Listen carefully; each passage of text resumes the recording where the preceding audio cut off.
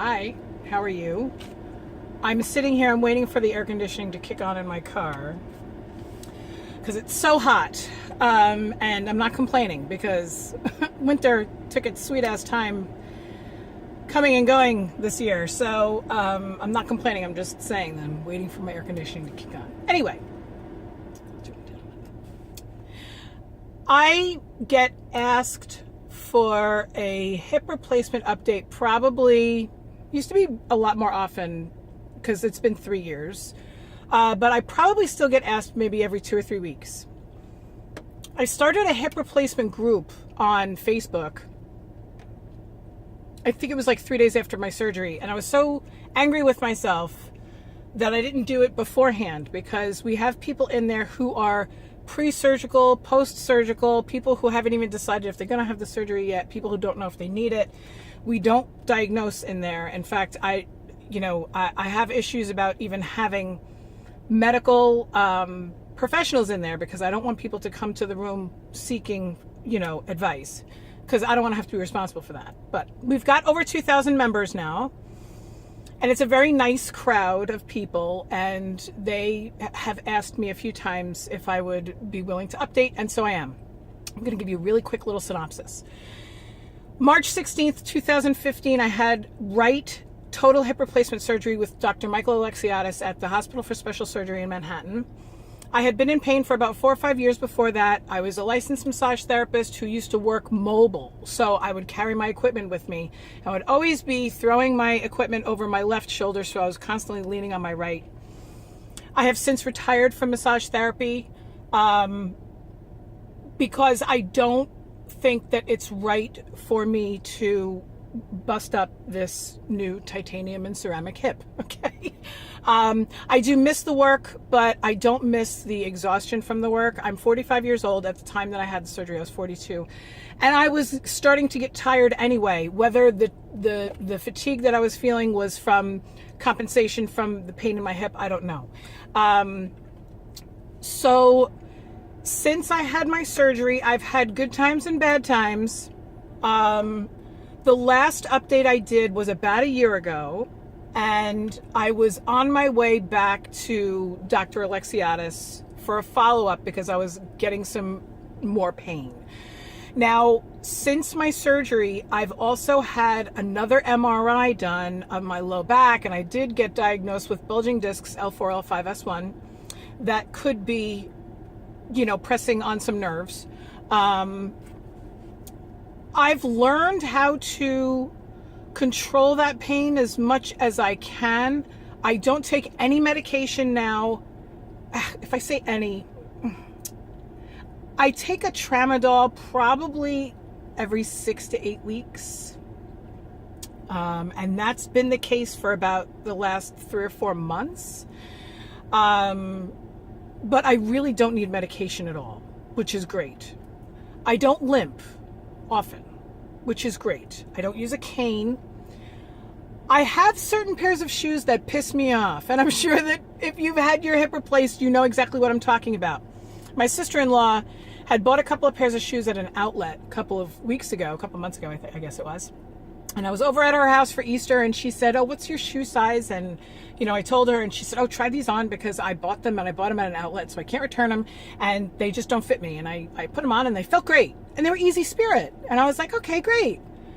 And I wore them one day, all day, and I was on my feet all day that day, cleaning my house and stuff. And the next day, I went to the gym, and I was not wearing those sneakers. The next day, I went to the gym, and I did a pretty heavy leg workout. So I don't know if it was the shoes, I don't know if it was the workout, but the next day, so 2 days after I wore the shoes, I was walking like John Wayne. It was like I had this swagger. It felt like there was so much inflammation right around, where the ball fits into the acetabulum. It felt like my hip wasn't connecting with itself, or so, I don't know what it was. I really don't. But I threw the shoes away in anger. I'm telling you, there are pairs of shoes that just piss me off so badly, and I just need to be in my sneakers. I wear Champion, I wear New Balance, And these I'm wearing Dr. Scholl's right now. So I don't have to go for the most expensive shoes, but I have to go with shoes that feel right to me. I can wear boots that have support at the ankle, but I can't wear a pump. I cannot wear a simple pump unless it's got a lot of straps and my foot sits in there firmly. I don't know what it is, but I can't.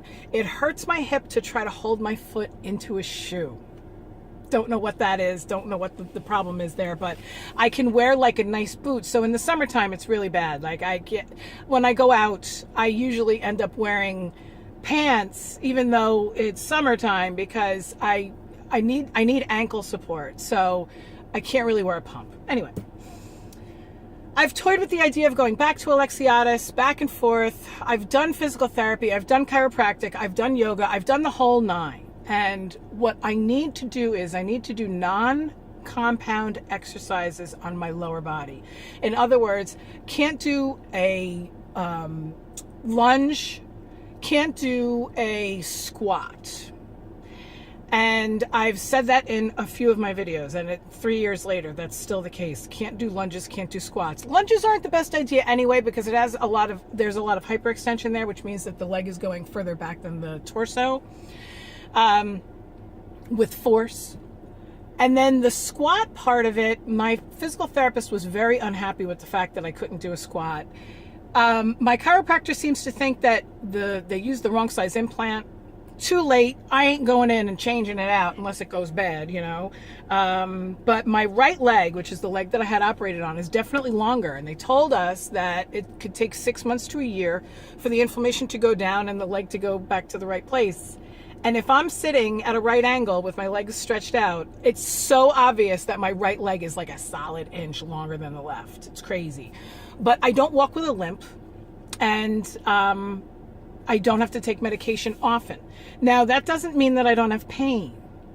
I have pain, but taking medication makes me lazy, makes me hungry, and I don't feel like it's a good idea to take medication that will mask the pain so that I do something to injure myself. So when my hip hurts, a lot of people have said, use ice, use ice, use ice. I have. Ice doesn't make it feel better. Heat around the hip, not at the actual hip site. Heat to calm my thigh down and my low back down, because that's what's working really hard, right? When my hip is aggravated, my leg and my low back work really hard because I don't want to actually have movement in that joint, okay? So heat helps. Heat helps just relax all the muscles down. So that's my update. I know it's kind of boring. I'm sure that those of you who are getting ready to do the surgery or have just recently gotten the surgery, you would love to have a boring update at the 3-year mark. I'm glad that I could do that for you. I will say this though, I eat a very low inflammatory diet most of the time.